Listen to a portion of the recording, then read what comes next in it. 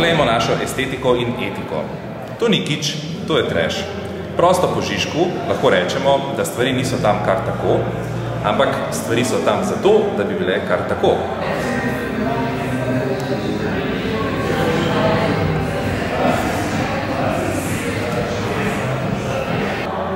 To pomeni, da se stvari postavljajo z neko izrecno samoironijo in tukaj pride pod vprašaj tudi samo avtorstvo. Kdo je zares avtor? Cassiope, Emulgator, Delta Nu ali Dečko z Vlečko? Kdo je za temi kodificiranimi identitetami? Oziroma, ker se te identitete rade postavljajo kot fetiš in se dajejo ljudem dobesedno za vse, naj jih ljudje ustvarijo. Kaj je bilo prej? Ljudstvo ali ikona? Fetiš ali ljudstvo?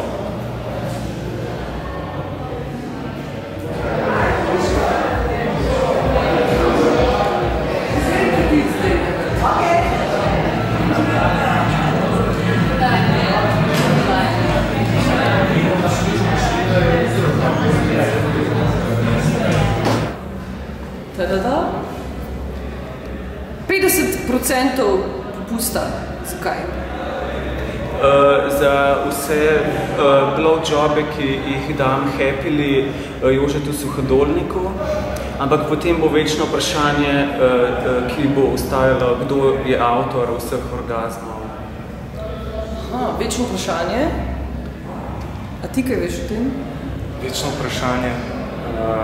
Večno vprašanje je, kdo so bili vsi tisti vandali, ki so nas tako s tako ihto čečkali, da še sami sebe več ne spoznamo, niti naših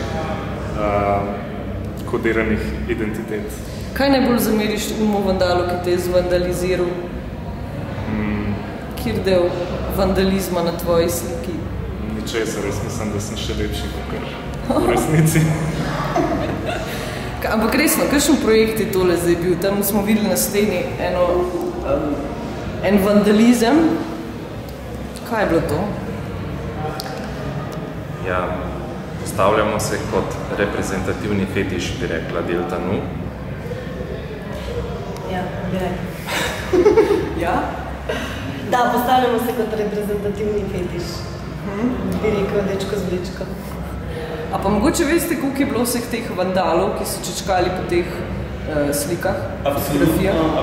Ja, torej, galerijski čuvaj je pridno beležil vse obiskovalce galerije. Tako da je številka... Številka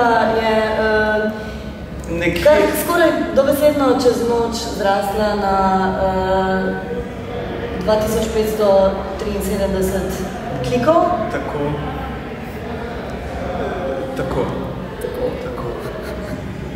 Tako je, vandalizem se meri v klikih, če še niste opazili.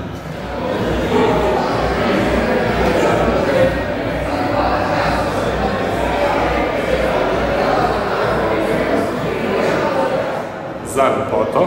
Lepoto je... Je treba... Treba tudi trpeti. Ne poskrbeti! Ne umreti! Umreti. Umreti.